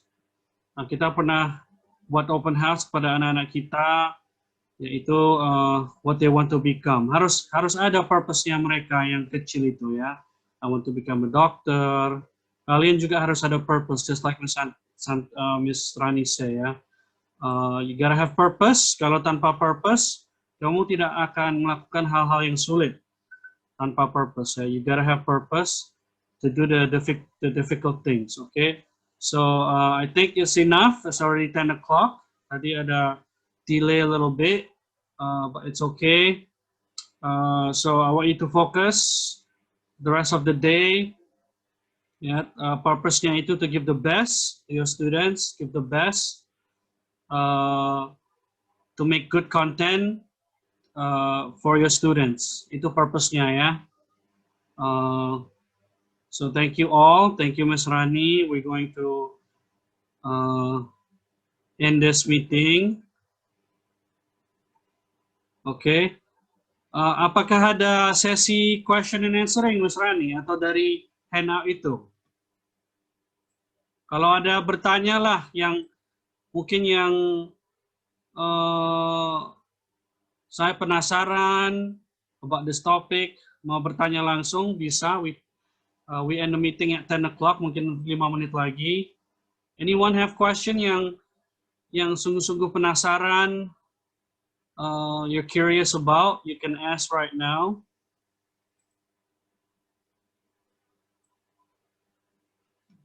Ms. Eva, go ahead. Unmute. Okay, thank you, Sir Denny and Miss Rani. I have a question, kan ini tentang kebiasaan. Nah, kita tadi Miss Rani sudah jelaskan kalau kita hanya bisa mengatur diri kita nggak bisa mengatur orang lain dan nggak bisa mengatur perilaku orang lain. Nah, pertanyaannya adalah,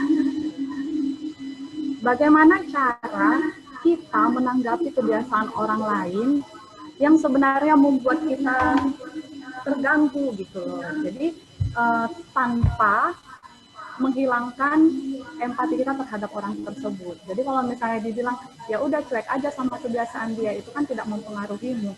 Pasti otomatis itu mempengaruhi kita. Jadinya misalnya ke depannya kita nggak care lagi sama orang itu. Jadi pertanyaan saya begitu, bagaimana kita menanggapi kebiasaan orang lain yang sejujurnya mengganggu kita?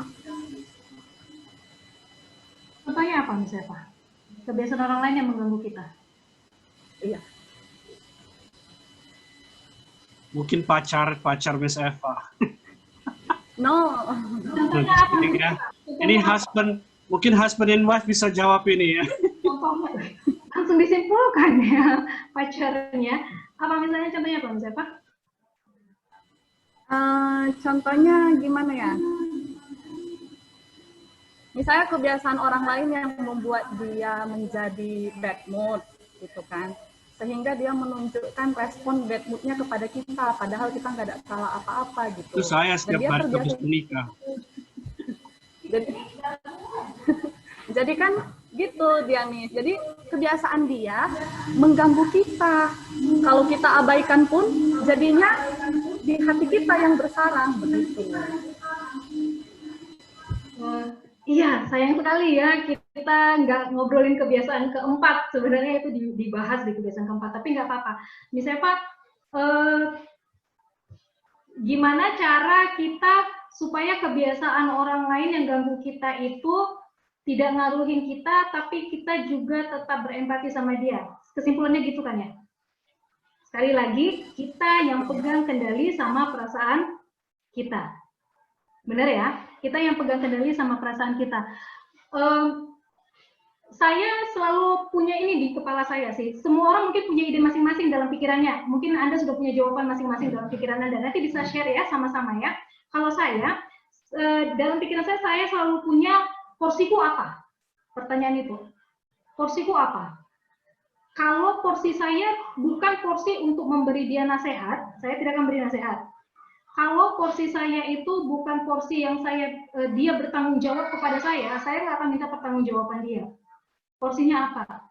Jadi kalau misalnya dia orang yang suka bad mood, kemudian ngomong-ngomong, kemudian buat hari kita jadi juga bad mood, saya sesuai dengan porsi saya. Apa yang saya dengar, apa yang saya nggak dengar. Agak kejam, iya, tapi saya harus melindungi diri saya. Apakah saya kehilangan empati dengan dia? Enggak. Aku tetap melakukan hubunganku dengan dia sesuai dengan porsinya. Kadang-kadang, kalau suasananya oke, aku akan bawa dia makan. Ada di sini guru zaman dulu yang pernah aku bawa makan, sudah nggak di sini lagi kayaknya ya. Sudah nggak di sini lagi orangnya. Karena dia nggak cukup oke. Aku bawa dia makan. Dan aku bicara sama dia. Kita nggak bisa mengubah kebiasaan orang lain, tapi ketika kalau itu memang porsinya kita, orang tua porsinya kan untuk menasihati anak, benar ya? Kalau memang ada porsinya kita bisa pakai porsi itu tanpa merusak hubungan kita. Jadi jangan kelewatan, jangan mengubah orang itu juga, sesuai porsi aja. Yang bisa merubah orang itu dirinya sendiri dan Tuhan. Kita emangnya Tuhan. Kalau Anda menikah, mungkin salah satu nasihat yang diberikan kepada Anda adalah jangan ubah suami Anda, jangan ubah istri Anda. Kasih teladan supaya dia kalau ada yang buruk dia ngikut. Benar nggak? Itu salah satu sering yang kita dengar. Kita nggak bisa ubah, tapi seporsinya kita lakukan seporsinya kita. Waktu itu saya leader dia, saya vice principal ketika itu. Saya bawa dia makan, saya bicara. Kamu punya ini loh, dan ini ganggu kita dan teman-teman. Gitu. Jadi lindungi diri kita sendiri. Seporsinya kita pilih-pilih apa yang baik buat kita, apa yang nggak baik untuk kita dari dia. Nah, kemudian untuk hubungan kita dengan dia, lihat juga porsinya apa. Kalau porsi kamu bukan untuk nasihatin, jangan nasihatin loh, nanti makin marah dia. Jangan menggurui, orang dewasa nggak suka digurui. Jangan kasih nasihat kalau nggak diminta. Tapi kalau Anda rasa Anda punya hubungan yang cukup baik dengannya, ajak jalan, ajak makan, sampaikan isi hati Anda. Seporsinya, sekali lagi, seporsinya. Bicara sama orang dewasa itu harus hati-hati, saudara. Karena bisa saja kita jadi kayak mengotak-atik harga diri dia, merendahkan harga diri dia, macam kayak ngajarin jadinya. Saya itu Miss Eva, apakah bisa menjawab Miss Eva? Teman-teman kalau ada yang mau yang lain, ada pendapat yang lain, silahkan.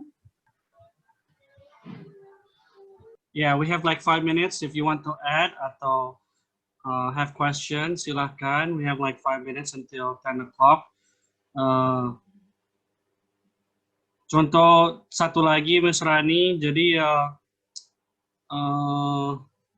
kalau saya drive di Medan by myself, ya drive ya with the car, ya itu harus bayar parkir ya. Saya juga tahu kalau supir saya itu kena charge 2.000 ya. Tapi kalau saya nyetir parkir, saya kena charge 3.000. Ya, dulu saya agak emosi ya. Kenapa ya supir saya hanya kena charge 2.000, tapi saya kena 3.000. Jadi itu hal things saya cannot control ya. Daripada saya emosi atau darah tinggi, ya udah I just accept it. I accept it ya. Jadi kulit saya itu putih, Cina. Saya kena 3.000. Ya, I cannot control them. Daripada saya darah tinggi, marah-marah, komplain, ya udah I just accept it now ya. I just accept it. Jadi saya siap dengan 3.000 itu ya. Tapi kalau supir saya 2.000, Miss. Itu mungkin contoh ya, contoh. Kan tidak adil. Orang bule mungkin 5.000 ya, saya nggak tahu ya. Oke, any other questions? Mungkin add. Siapa yang kena charge 3.000? Nggak ada kan? Miss Rani, can I ask a question? Yeah, sure. Kayaknya di library ini deh bergema ya. Ya, Miss Rani, hi. Long time no see ya. Iya, Miss. Jadi kita fokusnya ke stage yang tadi, Miss, soal 4 stage itu ya. Yang ada yang suka menunda-nunda, mendesak, gitu kan. Ada yang on time, ada yang early time, or in time, gitu kan, Miss. Jadi topik the power of kepepet itu, if you still remember, I say that a long time ago. Bener sih, sampai sekarang nggak bisa berubah misalnya. Jadi kebiasaan untuk mengerjakan sesuatu in the end of deadline itu masih melekat kan ke saya. Tapi gini loh, Miss, pertanyaan saya, kalau itu tidak mengganggu orang lain, artinya tugas yang saya kerjakan mungkin berhubungan sama orang lain. Tapi in the end I still finish it. Tapi waktunya ya, misalnya deadline-nya hari ini jam 9 pagi, saya kerjakan selesai jam 8.30. Itu kan tidak mengganggu. Apakah ini jadi bad habit juga? Atau justru gini, ada orang yang daya pikirnya itu bekerja lebih baik ketika dia sudah deadline gitu. Ide-idenya muncul semua tuh. Cara berpikir manusia kan beda-beda, Miss. Artinya dia tidak mendesak, tapi dia tidak, bukan tidak mendesak sih. Dia in the end gitu ya. Tapi dia tidak punya waktu untuk santai jadinya in the end. Dia santainya di awal, Miss. Di akhir dia kerja hard work. Orang lain kan biasanya kerja keras di awal, di ujungnya baru santai. Hanya perbedaan waktu aja kan timing. Apakah ini bad habit juga? Itu, that's my question. Thank you. Miss Amel ini ya, cerdas, pinter, kreatif. Aku senang banget bilangnya sewaktu aku rekrut dia kemarin. Untung juga Mr. Dennis setuju. Keren, Miss Amel ini keren sekali orangnya. Tapi iya, dari dulu dia suka yang paling terakhir. Itu mata kami semua udah mandang dia itu loh. Memang iya, nggak ganggu sih. Cuma rasanya, aduh adikku yang cantik ini, yang manis ini, nggak kumpul juga gitu ya. Kalau selama itu tidak mengganggu kinerja tim, tidak pernah leader Anda juga nggak pernah singgung, leader Anda juga nggak pernah tegur, ya sudah, nggak apa-apa. Tapi pertanyaannya kayak gini sayang, seandainya kamu bersikap seperti ini nih, kamu dapat mengerjakan itu misalnya 5. Kalau misalnya kamu ciutkan yang K1 nih, cinta, terus mencoba ke K2, kira-kira kamu bisa ngerjakan berapa? Pertanyaannya kan jadi seberapa banyak, seberapa produktif kamu jadinya. Kalau misalnya produktifnya Miss Amel dengan cara seperti ini menghasilkan 5. Kalau misalnya pakai cara yang K2 berapa? Mungkin 10, mungkin 12. Satu lagi, waktu yang dipakai kalau nggak dipakai kepepet, bisa dipakai untuk yang lain kan? Untuk belajar yang lain, untuk mengerjakan yang lain. Maksudku, misalnya try different way. Coba aja. Try to find out different way. Yang tahu it's a good habit or it's a bad habit for you, actually it's you yourself, honey. Kalau aku bilang kayak gitu, aku nggak mau hidup dengan cara kayak gitu, stres banget. Nanti kalau udah tesis terasa banget tuh, lagi tesis ya sekarang ya. Itu kalau aku sedapat mungkin aku nggak mau kayak gitu, kan? Itu kan aku. Nah, misalnya gimana? Tapi misalnya K2 itu juga pilihan kok sayang, bisa dicoba. Coba kalau dicoba, jadinya apa? Gitu. Lihat hasilnya lebih banyak yang mana, lebih bahagia yang mana, lebih ringan yang mana pikirannya. Jadi kesempatan punya belajar yang baru juga.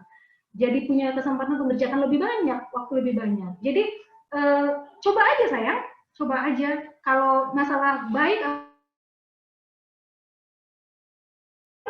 ada pilihan yang lain kok, ada K2 juga pilihan. Silahkan coba aja, lihat mana yang lebih baik. Nanti pilih. Thank you sayang. Oke, thank you Miss Rani ya. Saya juga seperti Miss Amel, if you don't know ya teachers, I wait until the last minute. I work good under pressure, jadi kalau sudah deadline itu I work better ya. Tapi saya lihat pas prepare morning assembly ini, ya, karena setiap hari kan sudah ada morning assembly ya. Kalau nggak diantisipasi, ada muncul masalah nanti, Miss. Ada muncul masalah, kamu nggak ada lagi kesempatan untuk memperbaiki yang kamu delay itu. Jadi seperti itulah ya. We have to prepare for the unexpected ya, Miss Amel ya. Mungkin Miss Amel deadline thesis hari Minggu, tapi Sabtu itu mati lampu, laptopnya nggak di charge, mati lampu. Jadi saya belajar dari Miss Monica ya. Bensin bensin itu kalau setengah harus diisi. Ya, aku bilang wah ini kan masih bisa ke Brastagi masih bisa ini ya. Nah, itu for the unexpected ya. Jadi itu tambahan aja. Oke. I think it's already past 10. We're gonna conclude this meeting. Kalau ada pertanyaan mungkin bisa use WA ya, and then I can send it to Miss Rani ya. So thank you everyone. Please do what you don't want to do to get where you want to be. Ya, I have to do my work juga hari ini. Walaupun saya nggak mau, but I have to do it. Okay. So thank you everyone. Thank you Miss Rani. Ciao Chen. Ciao. Bye bye. Thank you, Miss Rani. God bless you. Okay. Thank you, Miss Rani. Thank you, Miss Bye bye. God bless you. Apa ya Miss Santi? Miss Rani, thank you. Bye bye. Lanjutannya. Yeah, we'll continue ya. Continue next time. Okay, bye bye.